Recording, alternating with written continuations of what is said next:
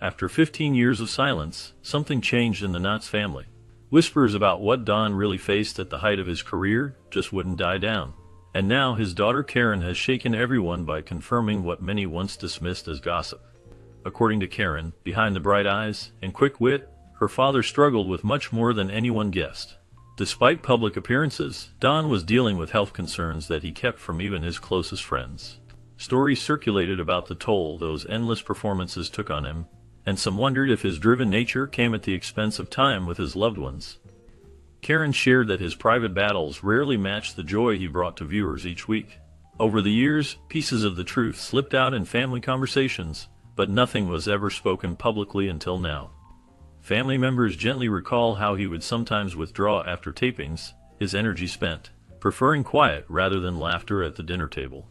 The news explains why certain decisions in his later years seem so unusual to the public, choices that only make full sense in the context of what he faced away from cameras. Karen's decision to finally speak up invites fresh sympathy and understanding into her father's story, confirming what some longtime fans suspected, but others had always hoped was just rumor. Nevertheless, the story of Jesse Donald Knotts begins in Morgantown, West Virginia, where he was born in 1924 and faced a world already shadowed by hardship. As documented by Daniel DeVise in his book about Andy Griffith and Don Knotts, Don's childhood was marked by tragedy and constant struggle. The Knotts family was not well off, and his father's mental illness cast a heavy cloud over their home. Don was only a small child when he experienced the instability that defined those early years. Noisy, chaotic, and sometimes frightening, his home was far removed from the gentle humor and easy laughter millions later saw on television. Don often sought sanctuary in his imagination, using comedy and storytelling as an escape from the realities he endured. He spent time alone, developing a quiet sense of observation that would become a trademark in his later career. Growing up in such a tense and unpredictable environment, he had few outlets for relief, but found some comfort in performing little comedy acts to amuse himself and others. His mother tried to shield him as much as possible, but the challenges were relentless. Don's sensitivity and sharp wit took root during these formative years, sprouting not from comfort, but from the need to survive emotionally as the youngest child amidst family turmoil. These early conditions shaped him, layering a depth and resilience beneath the comedic persona that audiences would later cherish. Even though Don Knotts would grow up to be famous and make people laugh across the country, his early childhood looked nothing like the life he achieved later. He entered his family unexpectedly, born 14 years after his nearest sibling, which made him both the youngest and the odd one out. There was barely any room for him in the family's crowded home, so his place to sleep was not a regular bedroom like the other children might have had, but instead he was given a cot in the kitchen. Meanwhile, his two brothers had to share their own room, not just with each other, but also with a boarder, a stranger in their home who was there because the family needed the extra money. This constant lack of privacy and comfort made his living conditions tough and chaotic. Adding to the hardship, Don's father, Jesse Sr., was in poor health both physically and mentally. He was bedridden, unable to work or even move about the house like a typical father might. Jesse Sr.'s struggles were severe. He had what people described then as schizophrenia, and his alcoholism only made his problems worse. Among his peculiar symptoms, he also suffered from hysterical blindness, which meant he could not see, not because of disease or injury, but because of his mental state. All of these challenges made him physically incapacitated and unable to care for or support the family. For a young child like Don Knotts, growing up in such a stressful environment, crowded rooms, little privacy, a sick father unable to provide, and an ever-present sense of uncertainty, would shape his experiences and understanding of the world in ways that were far different from most children of his time. Often caught between fear and uncertainty in his early years, Don Knotts grew up under the shadow of his father's unpredictable anger. Memories from his childhood lingered with a sense of dread, most sharply marked by the night his father threatened him with a knife. This traumatic moment was not a rare event, but part of a pattern that shaped the mood in the household, leaving Don on edge and fearful for his safety. The tension filled every room, making home an unsettling place where relief rarely came. Over the years, the ongoing stress carved itself into Don's appearance. His frame grew thin, his coloring pale, and his health was often frail. Even as he tried to move forward, the wounds from his youth followed him, quietly shaping each day. By the time Don reached 30, The toll of these years could not be ignored. His mother, Elsie, saw the effects on her son. She finally gathered the courage to confront him about the pain he had suffered, addressing the abuses and the impact on his life. Her confrontation echoed a need for healing in their family, acknowledging what Don had endured and the changes it had wrought in him. There was no easy fix, but the moment marked a turning point, as the long-hidden wounds were brought into the open for the first time, revealing how deep and lasting childhood abuse could be on both body and mind. Looking back on his early years, Don Knotts often spoke about how little promise he showed as a child. He remembered growing up surrounded by adversity, which seemed to shape his outlook and character from the very beginning. Life did not hand him easy opportunities or pave the way for a comfortable childhood. These challenges were significant, touching many aspects of his daily existence and making the road ahead cloudier than most. Yet, in reflecting on these memories, Knotts realized that every hardship left a mark, teaching him about resilience and humility. He saw his struggles as essential to understanding why his path toward entertainment was so steep and filled with obstacles. Knotts acknowledged that becoming a well-known entertainer was not simply a matter of talent or luck, but a hard-won result of overcoming his circumstances. His background made achievement feel always just out of reach, as if the setbacks of his early days set a precedent for what he would have to battle in the adult world. Through these painful childhood experiences, Knotts developed not just his ability to make others laugh, but the quiet strength beneath the humor, a quality that audiences perhaps felt, even if they did not know its source. Yet behind the laughter and easy charm on screen, Don Knotts' personal world was shaped by a childhood heavy with hardship and the silent shadows of pain. What Daniel Devise discovered about his brother-in-law reached far deeper than any comedy script, peeling back memories that rarely saw the light. Don's bond with his brothers, William Earl, often called Shadow, and Sid, felt more fragile than brotherly ties. Their interactions slipped in and out of the home, barely touching Don's day-to-day world in a way that made them seem almost like passing strangers instead of family. There was no comfort in those bonds, no playful rivalry or warm affection. Instead, Don existed in the edges of the household, where tragedy pressed in quietly. Even as Devise searched for the human stories beyond the public face, what he found was a small boy distanced from his brothers, shaped by an environment where connections didn't grow or thrive. These early years, full of loss and instability, marked Don's spirit and followed him through life, never quite leaving, only settling farther beneath the surface where few would ever know to look. Despite being highlighted in the New York Times for their collective sense of humor, the family faced hardships that went far beyond harmless quirks. Finding laughter in their reality was not easy, and comedy often became a way of coping rather than a sign of happiness. According to Karen Knotts, life at home was especially tough due to how Don was treated by his brothers. Their heavy drinking would lead to major arguments and loud fights that filled the house with tension, leaving little room for comfort or peace. The situation created a kind of instability that stayed with Don as he grew up, making the lightness seen in public spaces a stark contrast to private struggles within their household. Family humor, while genuine at times, could not erase the sense of unease that lingered due to repeated bouts of mistreatment. Even as the world would come to know Don Knotts for the joy and laughter he brought to others, shadows from his early years, marked by difficulty at home, always remained in the background of his life. Suddenly, a dark cloud cast itself over the young life of Don Knotts, when his brother, Shadow, a constant presence in his childhood, died from an asthma attack. The loss pierced Don's heart just as he was growing from boyhood into adolescence, leaving him to wander the family home haunted by silence where laughter and brotherly mischief once lived. Each echo of loss pressed heavier upon Don through sleepless nights, shaping feelings that would last a lifetime. Alone, he longed for a world lighter than his own. In that longing, Don found himself drifting into his imagination, a place where pain slipped away and happiness could be created with wide eyes and quick wit. There he could invent entire worlds and populate them with vivid, whimsical characters, each a facet of joy he desperately sought. Developing such imaginary personalities gave Don not only an escape, but a way to touch a happiness that real life had denied him.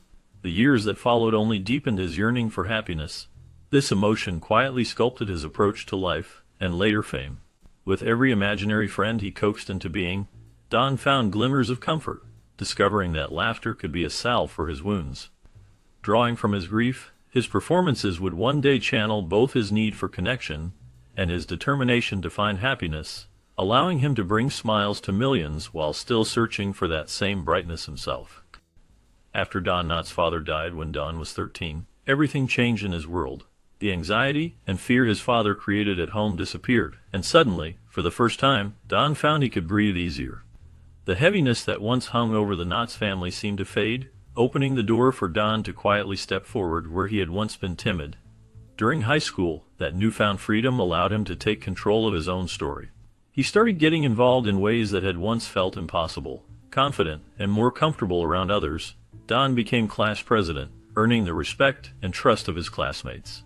He contributed to the yearbook, his words and voice now part of the larger school memory. With each accomplishment, Don became more popular. He discovered what it was like to have friends who supported him, and for the first time he truly knew the happiness that comes from having a best friend. Someone who chose him not out of pity but real connection. This transformation marked a turning point for Don, letting him enjoy a sense of belonging that had been missing during his earlier years, shaping the kind of person he would keep becoming.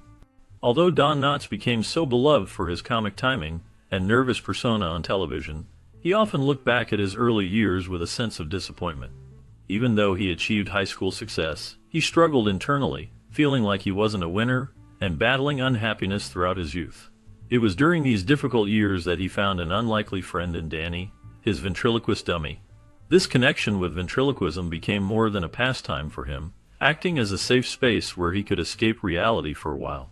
Knotts poured his energy into entertaining through comedy and performance, using his act with Danny as a stepping stone into a world where he could truly express himself. Over time, his love for making people laugh pushed him further along his future path as an entertainer, long before he turned into a household name. Over the years, a persistent rumor suggested that Knotts served as a harsh drill instructor for the Marine Corps, shaping soldiers with strict discipline. However, this story has been debunked by sources like Snopes, who clarified that Knotts' military service was nothing of the sort. Instead, Knotts served honorably during World War II, but not as a drill instructor. Rather, he took part in a comedy troupe during his time in the service, continuing to develop his performance skills and entertain fellow soldiers. This experience showed how he transformed his own struggles into laughter for others, even while serving his country. His path didn't follow the typical tough guy military narrative. Instead, he brought humor and joy wherever he went, whether it was in school halls with Danny or in uniform during the war.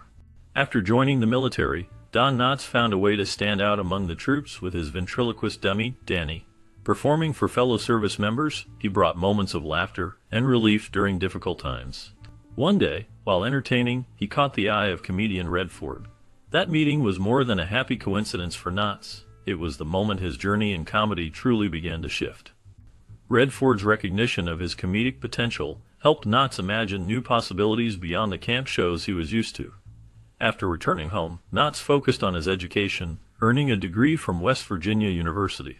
Still, despite his degree, he carried a dream bigger than a classroom. He packed up and headed for New York City, ready to take on the world of show business. The early days in New York were rough. Auditions piled up, and so did the rejection slips. But Knotts refused to give up. Eventually, his persistence paid off with a role on Broadway, a moment that stood out as proof he was meant for the stage. During this era, he crossed paths with Andy Griffith. The two clicked instantly, forging a friendship that would last a lifetime and help shape the next chapter of Knotts' career. After finding fame as a main cast member on The Andy Griffith Show, Don Knotts became a household name, recognized everywhere as Barney Fife. At the same time, he found that celebrity did not erase a lifelong set of personal challenges. From a young age, he struggled deeply with feelings of inferiority, even as he made audiences laugh across America. These feelings did not go away once the cameras stopped rolling.